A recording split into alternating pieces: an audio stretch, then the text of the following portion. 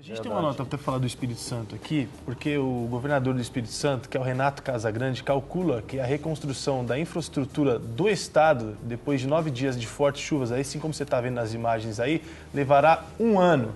E será preciso reconstruir pontes, recuperar ruas e rodovias e construir casas populares só para as estradas, inclusive federais, que serão destinadas aí nesse valor de 150 milhões.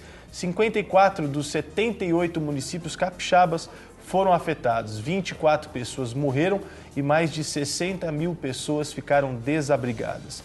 O número de mortes deve crescer, já que 6 pessoas ainda estão desaparecidas no município de Baixo Gandu, assim como Italum aqui comentou com a gente.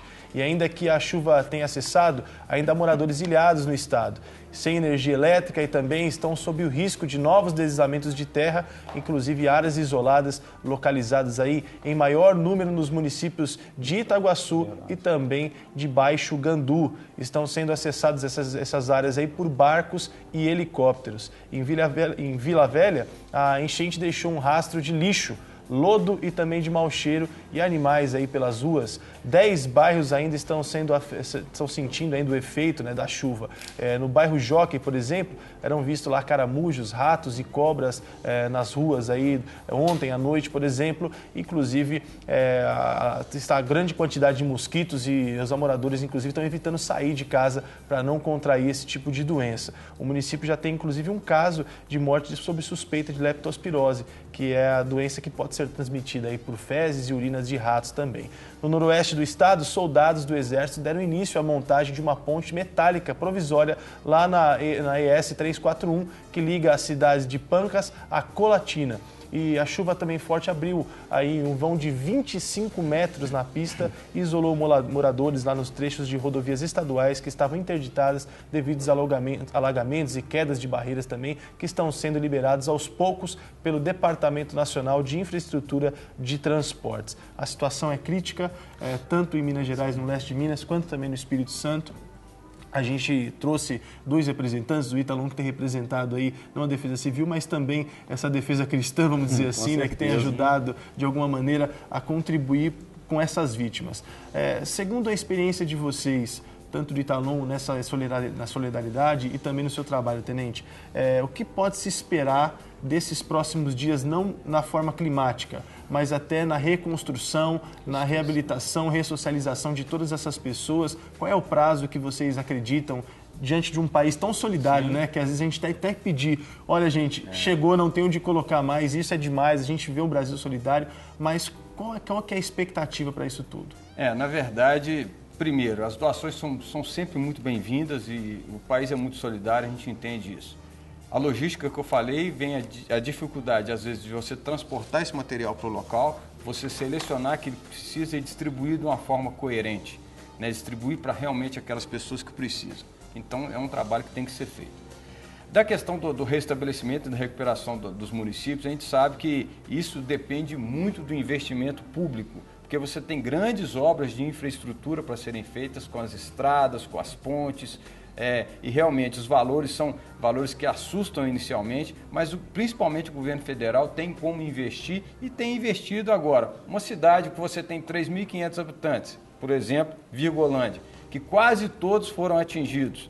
Uma cidade, certamente, ela vai demorar muito a restabelecer a sua vida econômica normal, mas eu posso dizer que nesses dias ela já está ali naquele período de estabilidade, ou seja, a trafegabilidade foi restabelecida para as cidades, a água, a energia elétrica, a telefonia, os serviços essenciais, aquelas pessoas que estavam desabrigadas estão voltando para as suas casas e aí vai sim vir aquela questão da reconstrução da cidade que demora um pouco. Até te perguntar, não sei se o senhor tem ciência nesse assunto, mas a gente viu, por exemplo, no Espírito Santo 150 milhões destinados para essas estradas.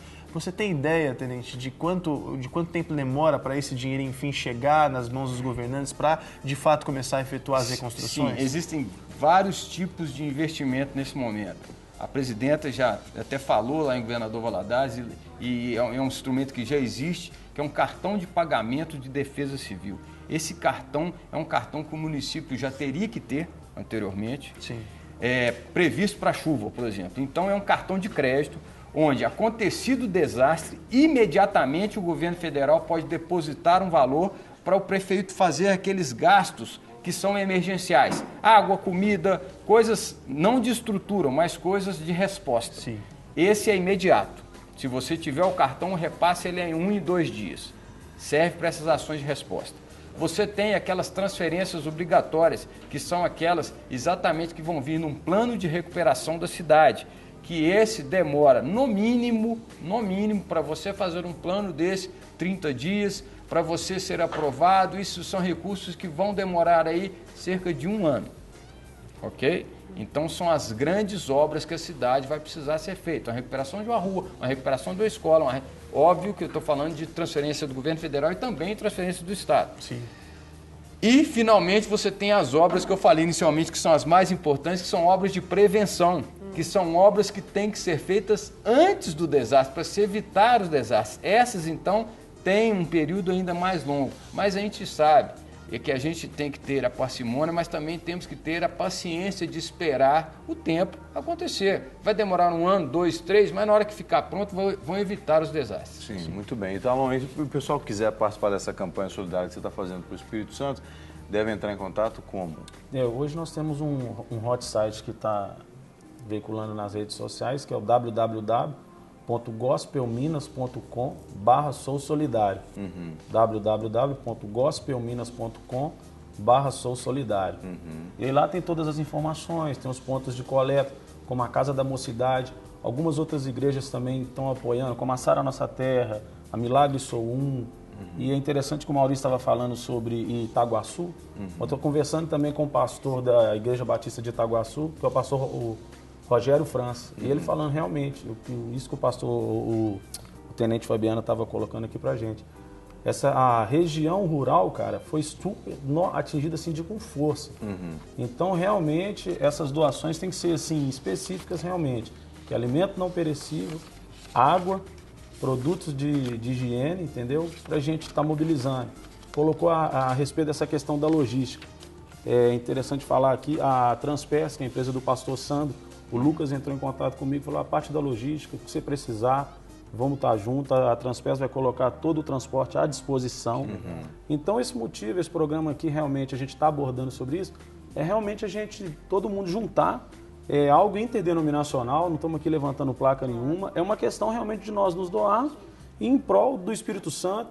Minas Gerais tem a Aimorés, cidade que eu conheço, está debaixo d'água. Cara, Virgolândia, então tem muita coisa. Então cabe a gente se unir, entendeu? A denominação agora é Defesa Civil, né?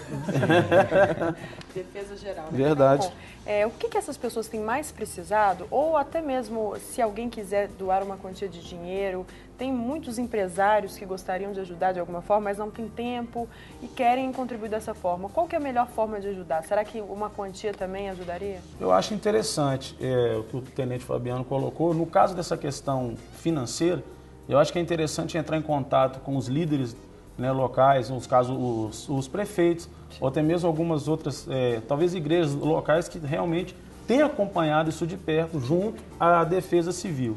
Entendeu? Eu não quero entrar aqui no mérito, no caso da campanha, eu não coloquei de maneira alguma tá recebendo quantia em dinheiro. Nós focamos realmente na questão de donativos. Mas se for para encaminhar, indicar, por exemplo, lá no local, pessoas que podem tomar conta dessa parte, você indicaria? Com certeza. É só ter muito cuidado, porque infelizmente também, nesse momento de donativos e de recolhimento, existem muitas pessoas que parece que o coração foi contaminado há muitos anos. E aí, muito cuidado. Inclusive gestores públicos. Exatamente. Que fazem mau uso do dinheiro e tira dinheiro do povo. A gente está fiscalizando. É legal entrar em contato com o Tenente Coronel, que conhece com certeza pessoas que estão fazendo um bom trabalho, Italon.